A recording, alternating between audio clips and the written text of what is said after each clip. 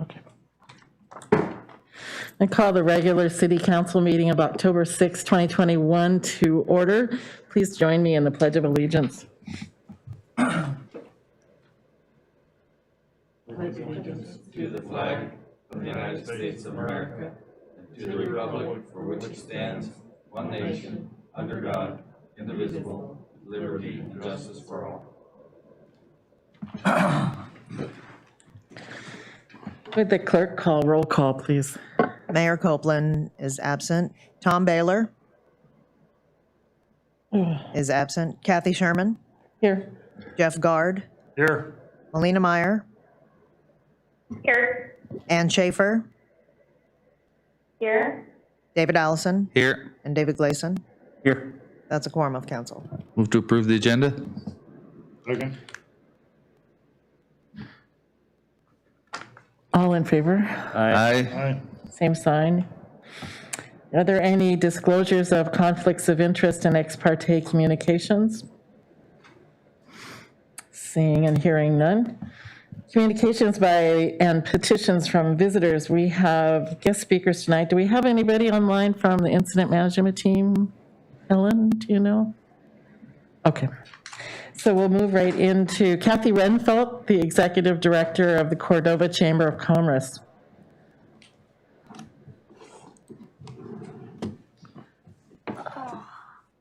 Hello. Oh, Can you guys hear me? Is the mic bring it- okay? Bring it. Closer? Is that okay? So since I'm 6 feet away from others, I'm gonna remove this so that you can make sure we can hear me. And everyone can see me. Okay. Well, hello. My name is Kathy Renfelt, and I'm the Executive Director of the Cordova Chamber of Commerce. I have to say it's really great to be in a room with all of you today. I really respect and appreciate the position that you're all in and the time that you all devote to working to better our community. At the Chamber, we are happy to report an incredibly productive year so far, supporting businesses through this very challenging time and partnering with the City of Cordova on projects that prop up both of our shared goals. And I have to, okay. At the Chamber, we're able to take the city's investment of $81,000 and multiply that through supplementing it with funds that we raise through membership dues, sponsorships, events, gaming, and other grants. We operate with 1 full-time and 3 part-time staff, keeping our overhead fairly low. And again, that's thanks in part to the city for use of the space that we're in. So that funding that the city provides to us, which we so appreciate, would not cover the full cost of even 1 employee at the city now. That is going to support, and it's leveraged to produce everything that's in the impact report that I put into the packet. So there's a 2-page impact report from the Chamber of Commerce in your packet, and I hope that you've had time to go over it, because I'm definitely not going to go through that line by line, my presentation today.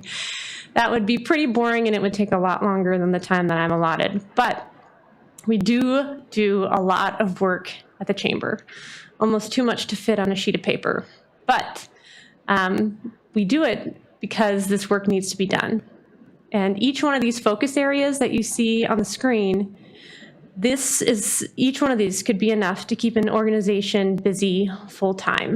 But we do the work because it needs to be done and because it's what the community needs. And I think you'll agree that the Chamber has made significant headway in producing tangible results in the areas that this community needs the most. We represent the businesses of Cordova, yes, but the broader impacts of our work inarguably benefit the city and the community of Cordova, as well as the Prince William Sound region. Perhaps one of the most important areas of our work is supporting and promoting local businesses. Everything from independent fishermen to processors, retail, lodging, service sector entrepreneurs, nonprofits. My staff have taken their commitment to business support to the next level this year in the face of some very challenging circumstances, offering one-on-one support, direct support, Business milestone events, that's everything from ribbon cuttings to reopenings, anniversary celebrations, new locations, transitions to new ownerships. And we're thrilled to report a record $33,000 of local spending recorded in our Passport program as a result of our festivals and events this year. As a pillar of our support to businesses, one way we help them build resilience has been through our Come Back Better campaign. This includes a variety of free tools to help them rethink, rebuild, reopen, and recover. Our goal with this program continues to be helping businesses embrace the new normal while looking for ways to not only keep operating, but to expand their services, products, platforms, and customer base to add long-term value to their business. Testament to the success of this program, we were thrilled to receive a substantial number of nominations for our Come Back Better Award.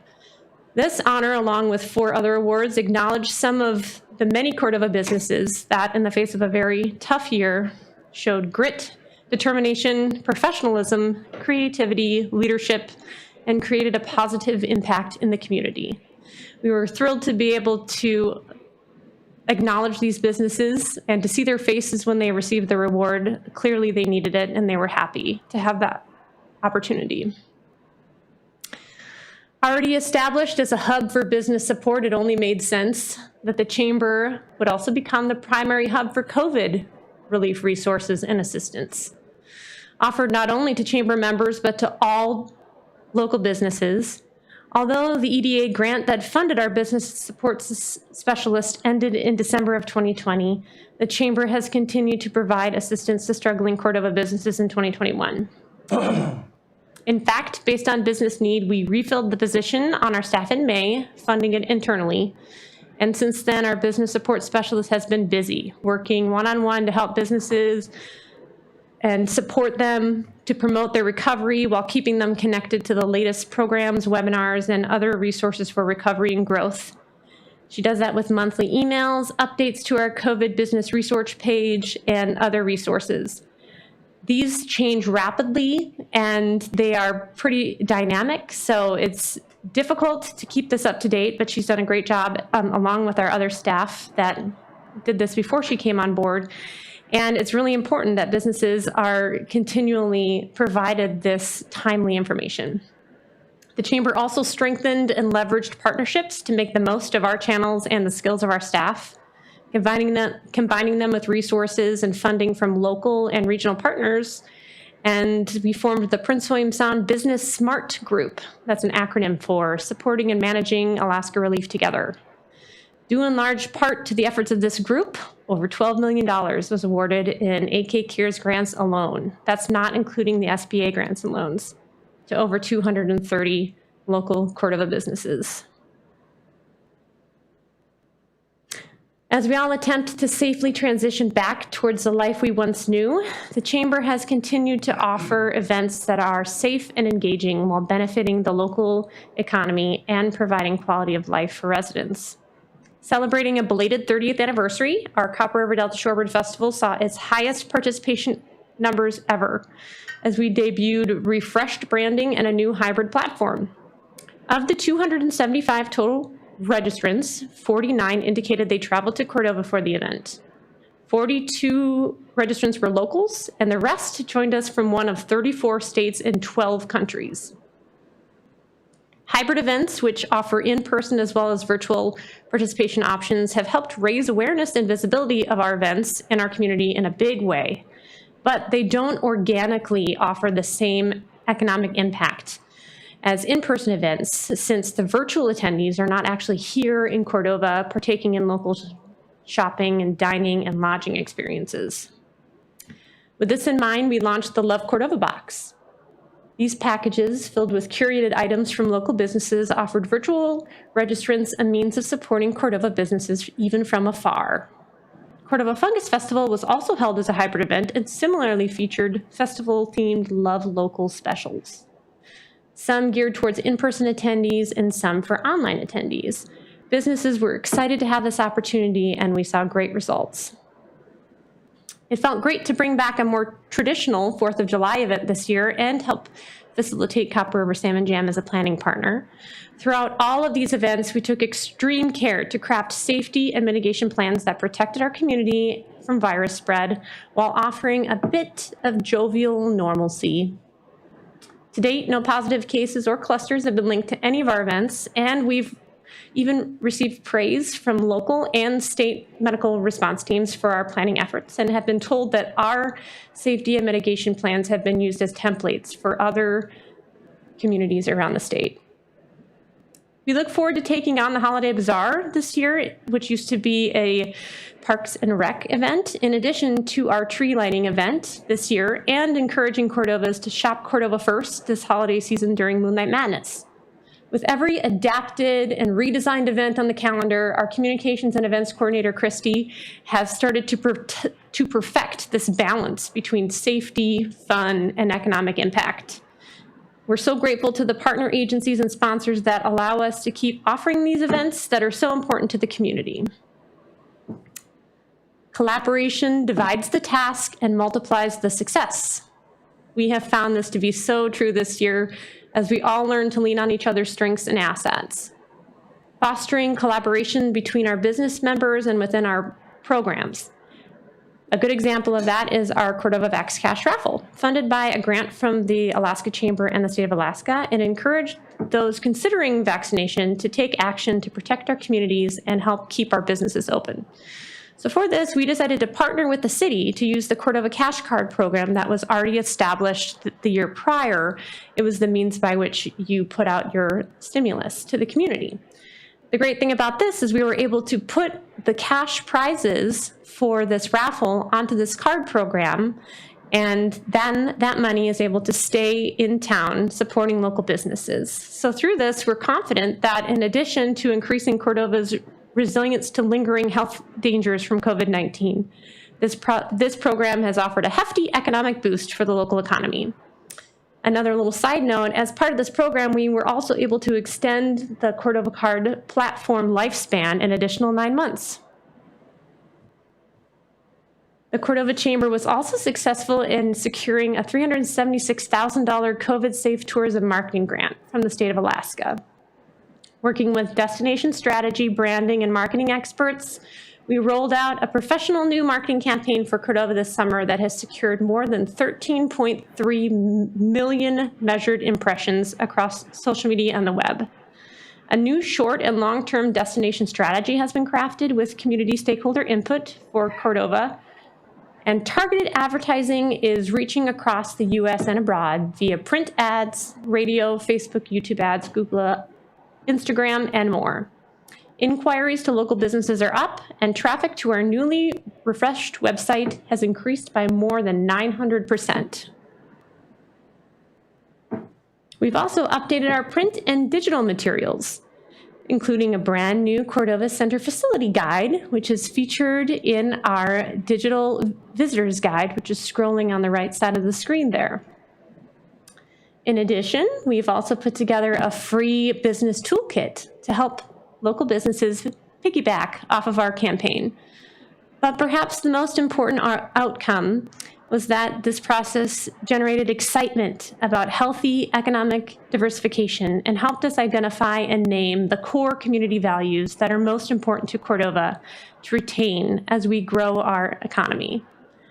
We feel this campaign will lead to short and long-term benefits for Cordova, the broader region, and the state. But building tourism demand isn't done with the flip of a switch or the launch of a campaign. This work has laid a strong foundation, but it must be continued. And we're excited to take these next significant steps alongside Cordova's dynamic business community.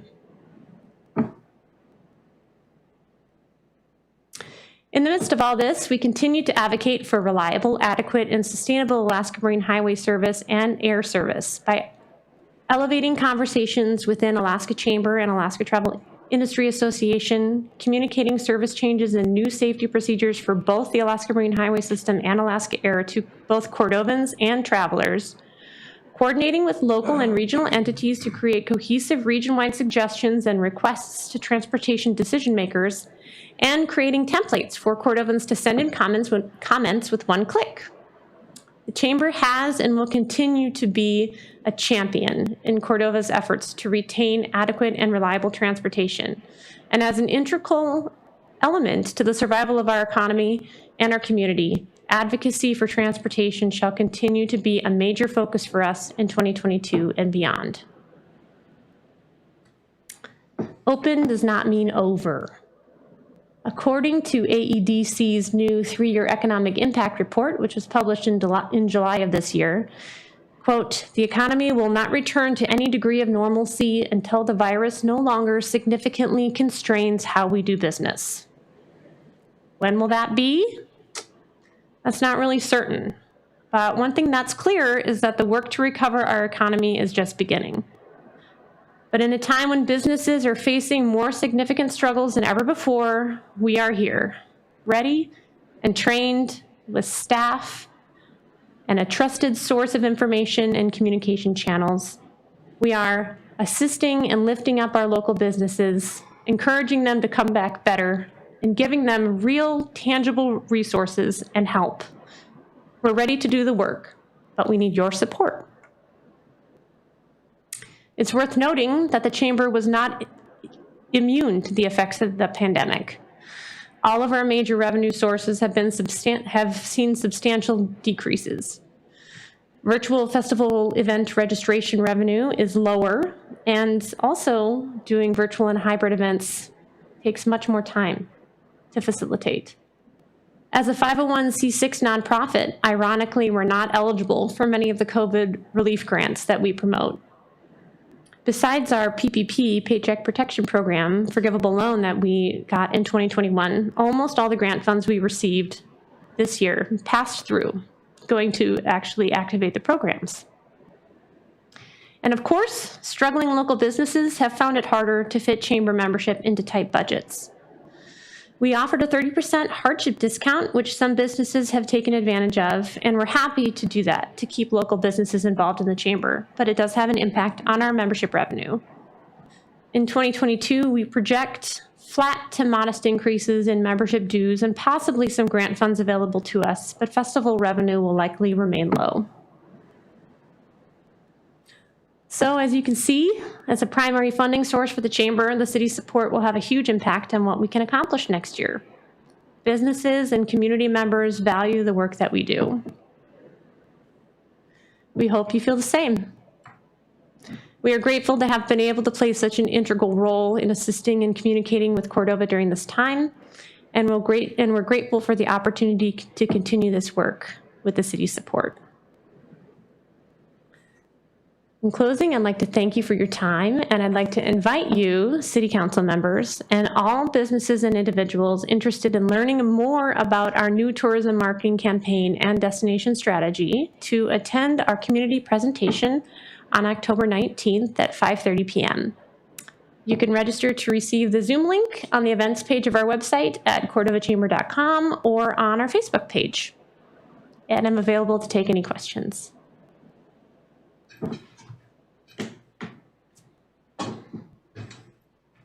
Thank you, Kathy. Are there any questions? Seeing none. Must have been a good presentation. Oh, well, thank you. Thanks so much for the opportunity to come. I always appreciate coming and talking to you guys. And again, I really appreciate what you do for Cordova. So thank you. And thank you. Thank you. Are there any other audience comments regarding agenda items?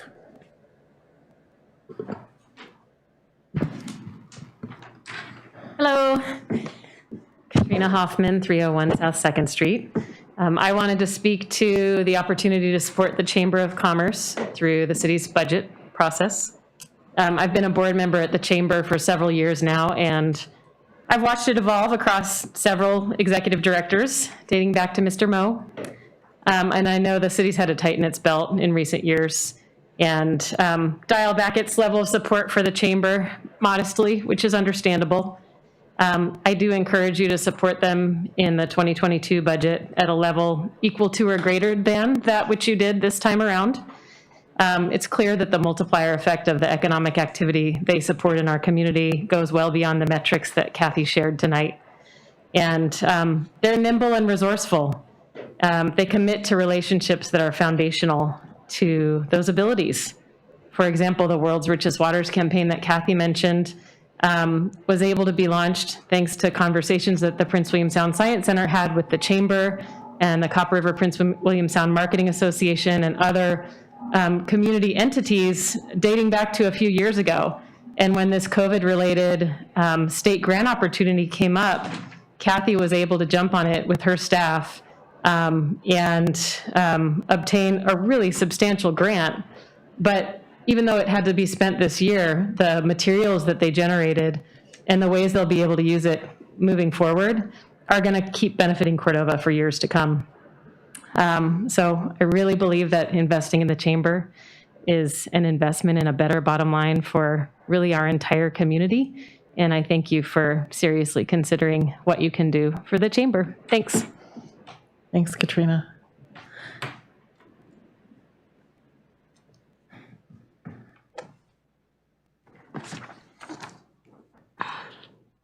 Osa Schultz, 109 Council Avenue. I'm going to read because it's more direct.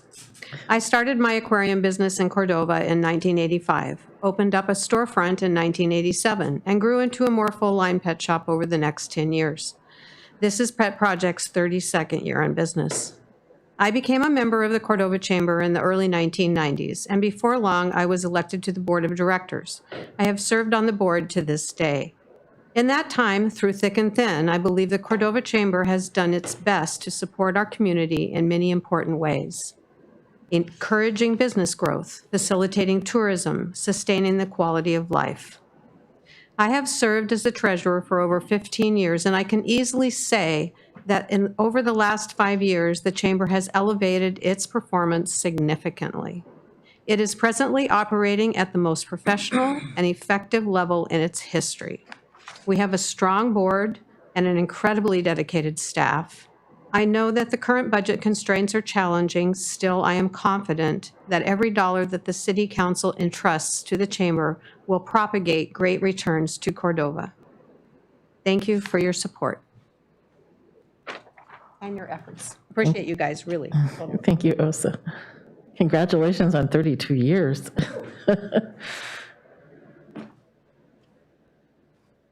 Hello, I'm Brian Mills, 104 Whiskey Ridge Road.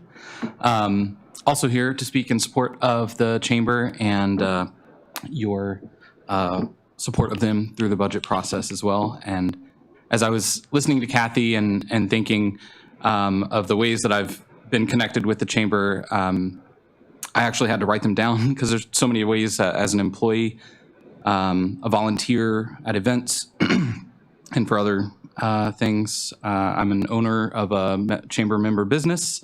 My wife is as well.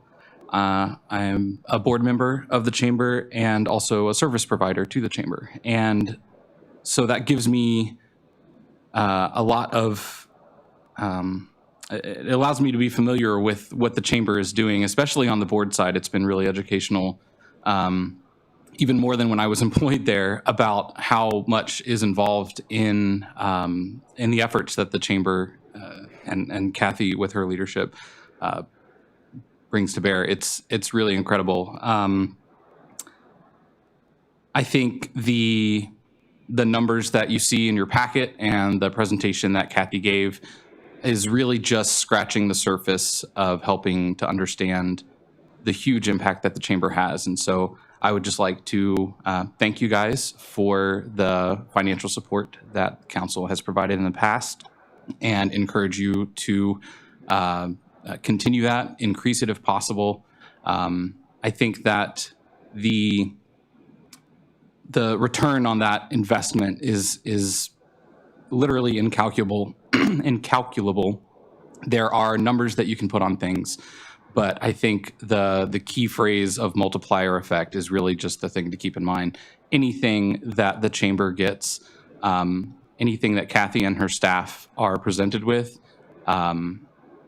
is acted on and grown in really important ways that directly benefit the city of Cordova, the businesses in Cordova, and the citizens of Cordova. So thank you for your time.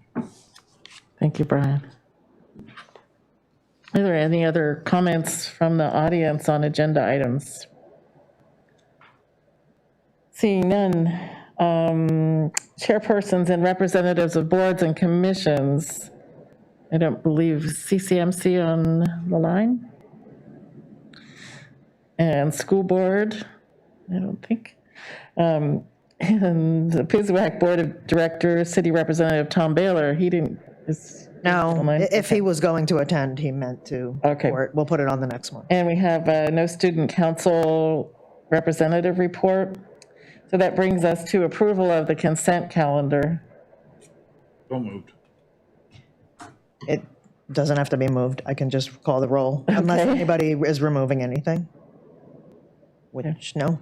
So on the consent calendar, David Gleason, Yes. Jeff Gard, Yes.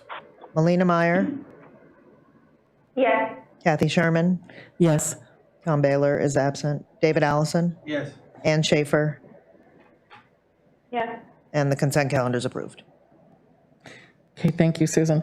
Approval of minutes, they were in the consent calendar. Consideration of bids, we have none. That brings us to reports of officers, the mayor's report.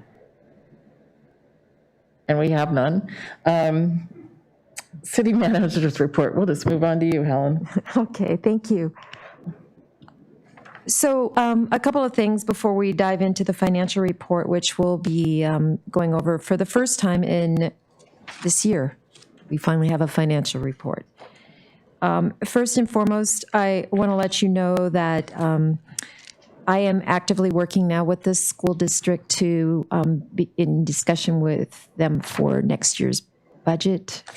I'll be meeting with Alex Rusin tomorrow and their finance folks. So we'll have them, as we know, it's October, which is like, where did the year go? I have no idea. But we do need to get active with the budget, and we will, our goal is to have a budget in front of you by the middle, second meeting in November before Thanksgiving break. So we're actively starting to work with our partners to develop those things.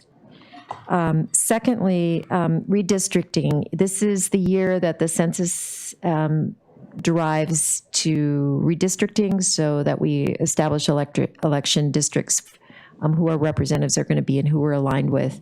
Right now, there are 6 proposals on the table, 2 of which came from the state-appointed redistricting board, and 4 of which came from invited entities that presented their own plans, including the House Minority plan, a plan from a group of Native corporations, and several other plans, one of which represents the Republican interests, and another which is a general community, statewide community-based plan. Those plans are being vetted statewide.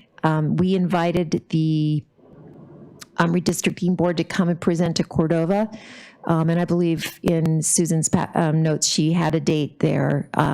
They've since asked, because they can't come in one day to Cordova, they are navigating around a complex schedule to meet as many community meetings as possible. So it looks like it'll be the first part of November. They have to have this plan approved by the 10th of November. So what I would like to encourage everyone to do is to do a Google search of Alaska redistricting, and what will come up will be a website where all the plans are presented. There are 6 plans, as I mentioned, 4 of which keep us, Cordova, in with Kodiak, and 2 of which remove us from Kodiak. Several of them have us participating with the East End Road communities out of Homer. Some of them have us up into the interior. Somewhere along the line, a plan will emerge, and we want to make sure that we have the opportunity to participate in that. So there'll be a broad-based communication to the community to let folks know how to participate. But more importantly is to go online and get yourself familiar with the 6 plans so that when you do come to those meetings and have the opportunity to respond and communicate with the redistricting board, that we have a clear voice about what our interests are. So that's that. Now, on to the financial report, page 10 of your packet. As I said, this is the first real report that we've had all year. There's a couple things that I think are really critical to know, perhaps somewhat disappointing. Raw fish tax did come in almost $200,000 lower than we budgeted. That was not unexpected. We had that conversation last fall. Forest Service receipts was unexpected, $101.5 thousand lower than budget. We've been hanging in there at a set number for a number of years, and for some reason this year it came down to being $100,000 less than we expected. The other thing is we budgeted 50% of the school bond debt. Last year we had 0 school bond debt reimbursement. This year we were led to believe that 50% would be a reasonable thing. Now it looks like it's going to come in around 36%, which is lower than expected by another $126,000. So anyway, bottom line is right now I'm breathing thin air with this budget with about a $400,000 deficit that we have to deal with before year end. We still have some unknown numbers, our sales and use taxes. We won't know the final numbers there. I'm hopeful that the strong fishing season and things yet to come will prop those numbers up and get them in as close as possible to budget, if not over. Again, this statement in front of you is through June 30th of this calendar year. We will continue to provide updates. I do have a contractual accounting firm assisting us with these reports to get them up to date and ready for the budget discussions coming up and to allow all of us to know where we stand. So with that, I'm going to entertain any questions that you guys might have. But this is the picture we have at the moment. Looks like our alcohol, tobacco tax is doing good. Yeah, I think it's been a drinking year, hasn't it? Councilman Allison. This is only through June. Right, Yeah. right. I don't really have any real questions on the numbers in the budget. I guess my only questions were, which you partly answered, but is number one, I guess, when is the audit going to be out for last year? We are actively working on the audit right now. We're in the final stages of providing additional information. I will admit that the audit this year, for some reason, has been incredibly slow. I think part of it has to do with the COVID, and part of it has to do with the firm we're using is really busy. So with that, again, I've hired some assistants, and they are actively pushing the auditors to get that completed. I don't expect we'll have it before the end of November. This isn't the only year that the audit has been very late, and maybe we need to look into the company doing that. I think we need those numbers before we seriously consider the budget. My other question was, this is only through June. It's missing the biggest 3 months of the year for us, and actually on property tax, that's this month. A little bit of last month, I guess half of August and end of October. Yeah. So anyway, you said you've got a firm working on that, and that should we have those numbers caught up by the time we get that first round of the budget? Yes. So where we are right now is that these are actuals, fully scrutinized numbers as of June 30th. I hope by the next council meeting we'll have August through August. And possibly September, although that would be a bit of a stretch since we're still in October. But we should have through August numbers, and then we'll start being up to date, so that every council meeting will have the preceding month's financials, and that will continue on into the future. I will say, the property tax budget number is going to be pretty close to that because that's what we've billed. So it really depends on how many delinquencies we have and who doesn't pay their property taxes. But that's a real number. The unknown number is our sales and use tax numbers because we don't know how people are spending, and crossing our fingers on that. And we're tracking a little bit low, just 7% under the previous year. But again, if we recall the first quarter of 2020, there was no COVID. The second quarter, COVID hit, but things didn't really slow down until the third and fourth quarters. So I'm hopeful that our numbers are going to be going up there, but we'll have a clear understanding of where at least July and August are at your next council meeting. So the ongoing plan for getting financials, within a month and a half of the end of when it happens, is that with these Yes. contract people? So we're just getting our team up to speed, and we have someone to hold our hand, someone like Dean, who is now going to be working with us monthly to make sure those reports are available and accessible to you on a regular basis. So you're confident that we can get to that point? Not even a question. The sooner we get to that point, the better I'll feel about discussing anything about I could not money. agree with you more. And I'll tell you something, I have been operating in the dark for a year, and it's terrifying. So I am one highly motivated manager. And I guess just one last comment.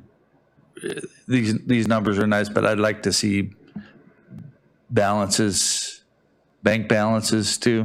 How much is in that sweep account now versus the last time we got a report on that? That goes along with these reports, those balances. Yep, absolutely. They'll be more normal. The other thing that is a little different, we're presenting this information slightly differently than you've seen it in the past. You have the current year budget, current year actual, and then the prior year actual to date, to the similar dates. So I don't know if that column is helpful for you, because we typically have not had the prior year actual to, through the same period to the current year. If it's useful, great. If it's not, let me know. We can tweak the information that you would find most useful. The percent of change is current year actual to date to prior year actual for the same period. So you'll see there that there's, 100%, because we have zeros in the current year actual column. There's 100% difference from the prior year, 7% difference, 79% difference. And that may be useful to you, but this is presented differently than we have in the past, and I'd love some feedback. The feedback from me on that was that percentage of change was a worthless number for me. So anyway, that's my only comment on that. Other than that, then the reports were fine. Great. Okay, well, we will have more complete financial reports at the next meeting, hopefully through August, definitely through July. We'll have a balance sheet which shows the account balances, and we'll go from there. Okay. Thank you, Helen. This is great to see, actually. And I agree with David. I don't need the percent of change. That just confused me. And I'm always also really happy to hear this is just through June 30th. Yeah. It's making me nervous too. Paper. Oh, I'm sorry. Online?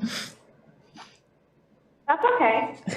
Yeah, I would prefer, instead of that percent of change, if it was like percent of what we had budgeted for this year, just so we know kind of where we are, if we're on track for, to reach that budgeted amount or not. And I know like some of the things like property tax doesn't necessarily fall on a timeline, a linear timeline like that, but just to track spending or revenue.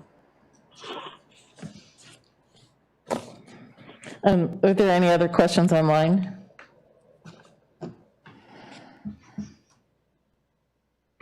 Hearing none, we'll move on to the city clerk's report. Susan. Maybe you saw that I had kind of one big question in my report, so I guess you guys have to think about it, and you can think about it over the next couple of weeks and tell me next time maybe if you want, but it's about whether or not we're going to change the way we elect council members. And if that is the will of council, it wouldn't be in effect until 2023 because we'd have to put a charter change on the 2022 ballot. So think about it and let me know at pending agenda or later at pending agenda, but we can't go too late before we'd have to come up with ballot language. What's the history on that? How many requests have you had for that to change? Not much. It was a conversation at the end after the 2021 election, and then it got mentioned at council, so it got put on pending agenda. So I did some research and wrote it in a report to determine, to get it off of pending agenda, basically. Okay. Whichever way you guys want to. And the history is in here as to 1995, and it was a very close election then, that decision. So it was a 50-50 Cordova thing, I guess, and that's how it got changed. One other thing I wanted to say was that the redistricting board coming here does look like November 1st right now. But I'll let everybody know as soon as we know, because they're so busy that they can't give us a definite, they're talking about maybe it being October 29th, maybe November 1st. We're leaning towards November 1st. And then I think I've been forwarding you guys a lot of the redistricting emails that I've been getting because, man, she's sending a lot of emails and a lot of stuff is happening with them. They're moving very quickly. But that website is amazing. And maybe you've seen where you can, it's interactive maps and stuff. So it's really worth going to that website. And anybody who's listening can obviously come to the public hearing that we have in Cordova and prepare yourselves for it by looking at the website. But there's also ways to make comments online. So at any time, anybody can look it over and start making comments online whenever. Because Helen's right, they have to make a decision by November 10th. And if they're coming here on the 1st, you know, let's be loud ahead of the 1st also, maybe. Are there any questions online for the clerk? This is Councilman Schaefer. Ann, go ahead. Yeah, I was just wondering if off the top of your head you knew if any other communities that use at-large council seats as opposed to the 6 seats that we had, just so we could look up examples.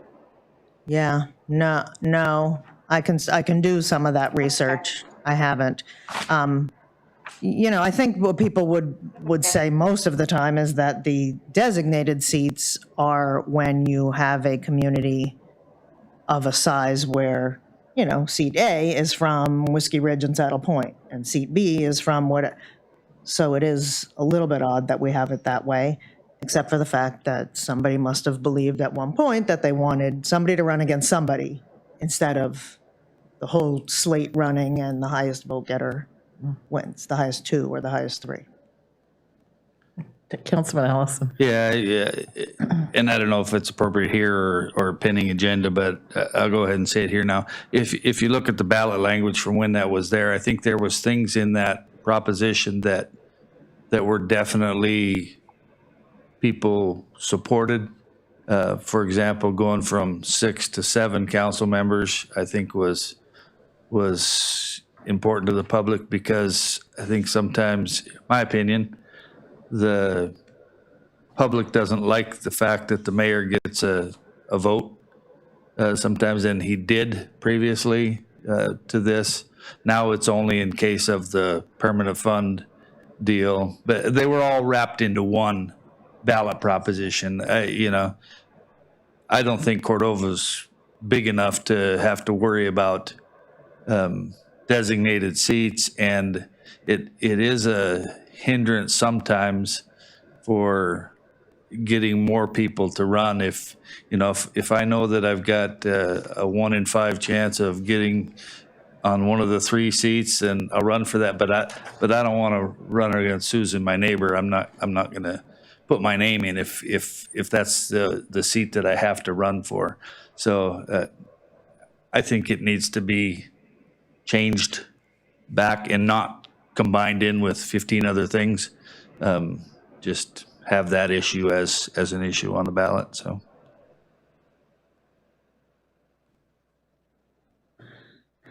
Mrs. Molina? Sure, go ahead, Melina.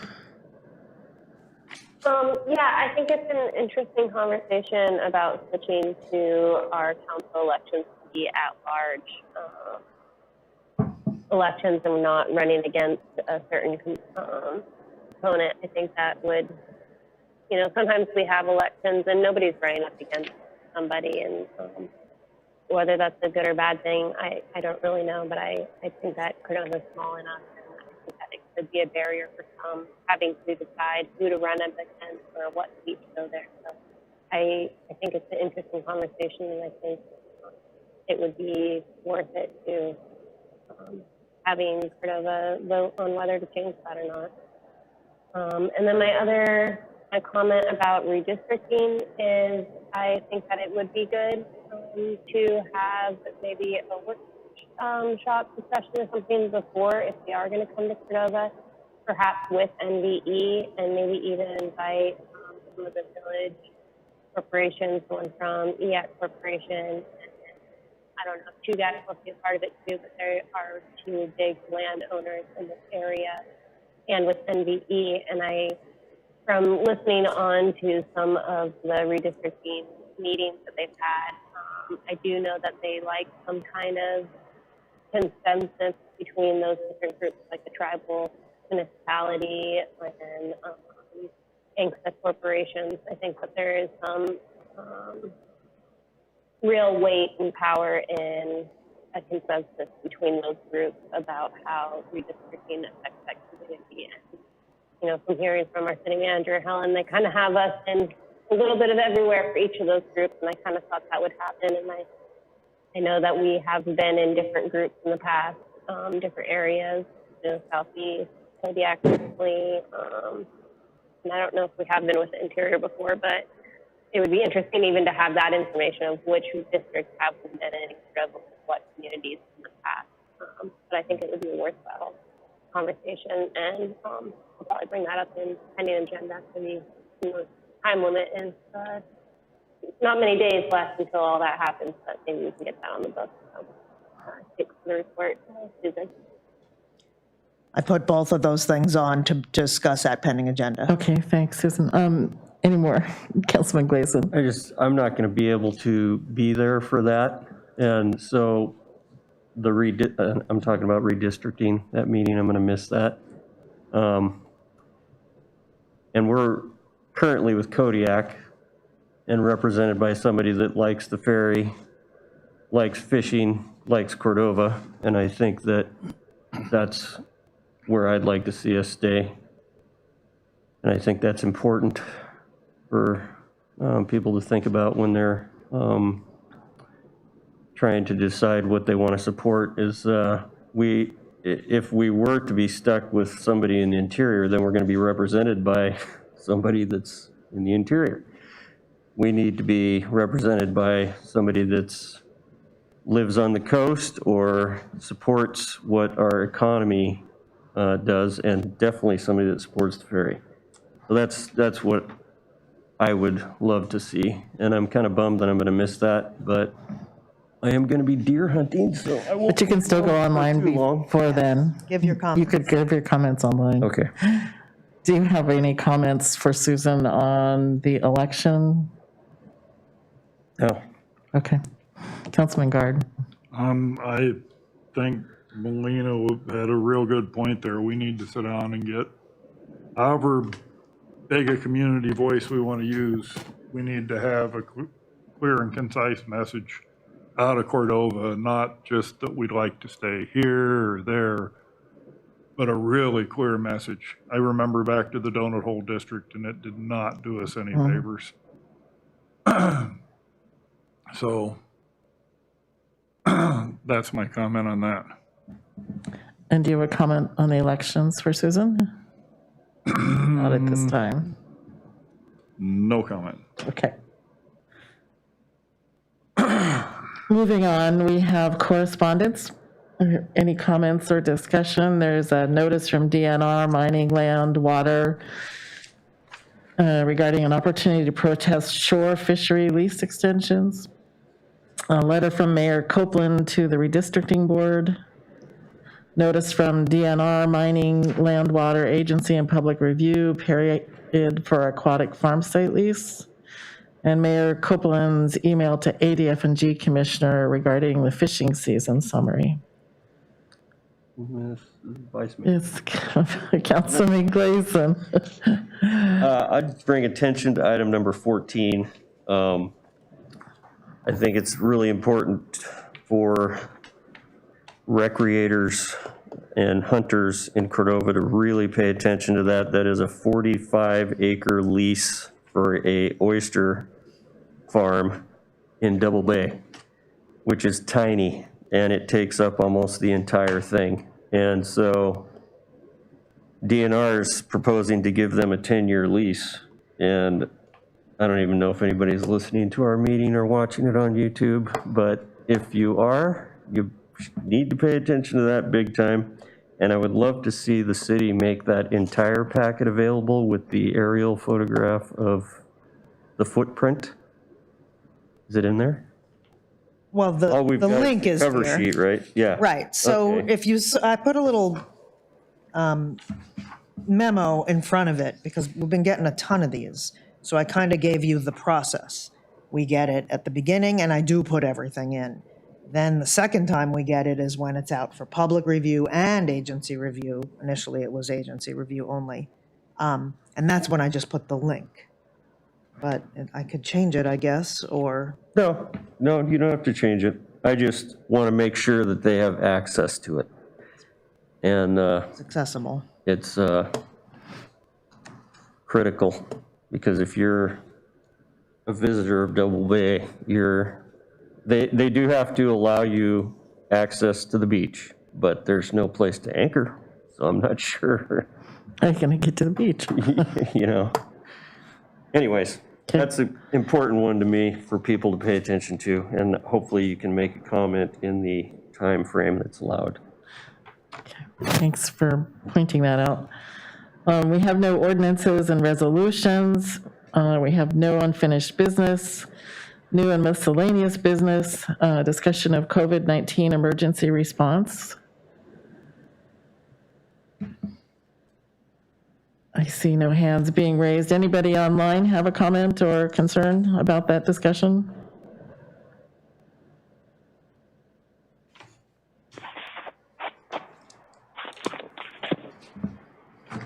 And hearing none, we're going to move on to pending agenda.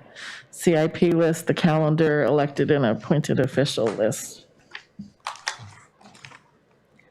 Okay, so if you see, my new thing is highlighting the things that I think we can get rid of. Because I've been very careful to not move things off of here unless you guys say to move it off of here. Even if I know, oh, we did that last week. So that's why I'm going to try and highlight them so that I know, like, the concept of council members being elected undesignated. So we just kind of talked about it, but I'm still not going to remove it. But I think the good thing to do would be bring an agenda item next time where you guys just take a vote to tell me to bring a resolution with the ballot language to put it on the election. Does that sound good? So next meeting, it won't be the resolution yet. It'll just be vote to direct staff to bring the resolution.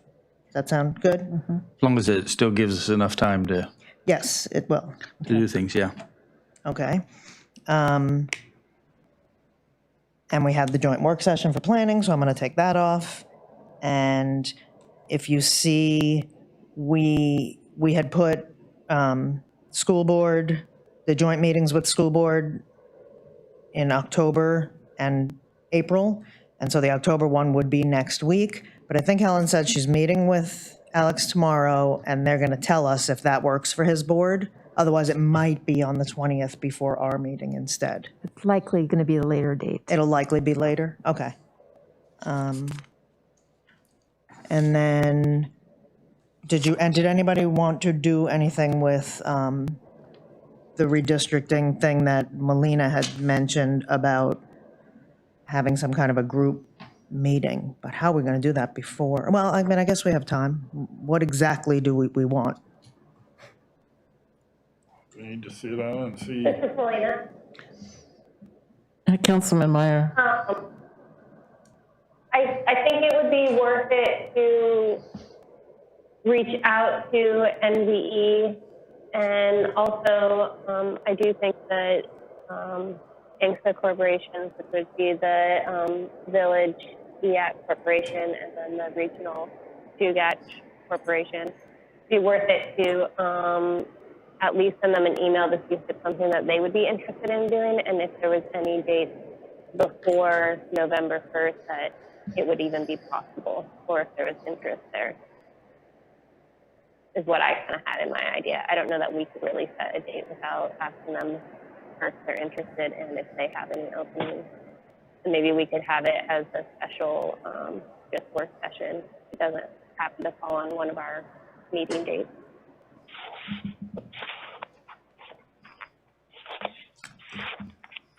Is it us to do, you think, or is it more mayor to do? Which, is this political or I can city? start it. I will say that the Prince William Sound Economic Development District, we had a meeting 3 weeks or so ago, and a member of the Chugach Corporation is on that board, and we had a conversation around, whether or not our regional interests were trying to be cohesive and say we want Prince William Sound communities to be part of the district. And none of the districts at that time, none of the communities at that time were willing or able to have that conversation. That said, there is one of the proposals that's put forward by a group of Native corporations does have, I believe Chugach is in that group. Was just trying to double check and wasn't quick enough here, but they do have a proposal on the table. So, but we can reach out to them and maybe we can do a little quick work session or something so that everyone gets involved. And I will communicate with folks and see what we can get on the table here. So. Okay, thank you. And this is Lynn. I guess I kind of want to also just clarify a little bit. I think the corporations are good to involve, but I think my initial thought is NBE, our local tribe, I would put them as more of a priority of communicating with them on this stuff. I think we're two government agencies, and it'd be really good if we're on the same page and talked about redistricting. Great. I'll make sure that they know as an entity that this opportunity is coming up. And if we can get on the same page in advance of that meeting, that would be wonderful. So as I understand it, the redistricting board, when they come here, being mindful of COVID spread in the state of Alaska, that they are looking for one-on-one communications, maybe a community meeting, but they still don't know exactly how they want to strategize that, and they'll be the ones that will work with us to figure that out. So we can perhaps drive that agenda a bit too.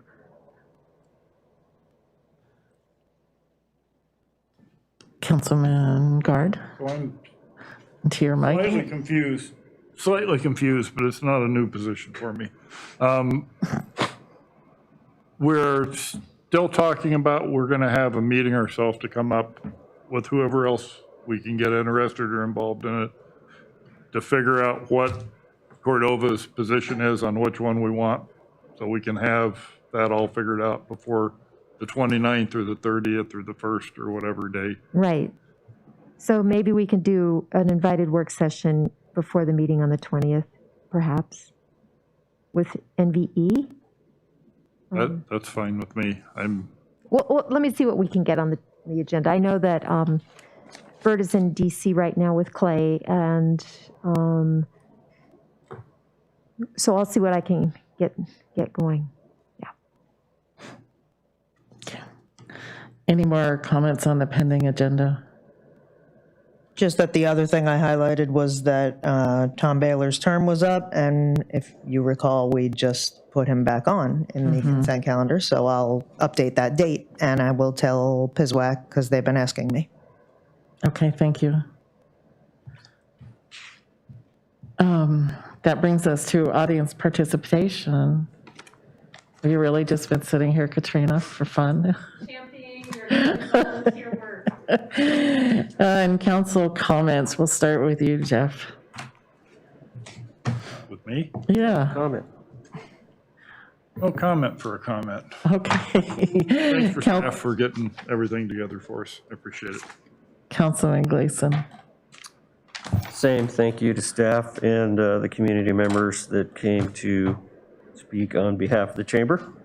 Thank you for that. And Councilman on the phone, Councilman Meyer. Yeah, just thanks staff for all the reports and the chamber for giving their presentation. Nice insights. It's always nice to get a presentation with information like that. So, thanks, everyone. And Councilman Schaefer. Yeah, I was also just going to thank staff, thank the chamber for the presentation, and thanks for the community input tonight. Councilman Allison. No comment, thank you. I was just going to say I really was happy to see the financial report, and it was great work, Helen, so thank you very much for doing that. And we have no executive session, so that leads me to Move to adjourn. Second. hearing no objection, we're adjourned. I was waiting for you.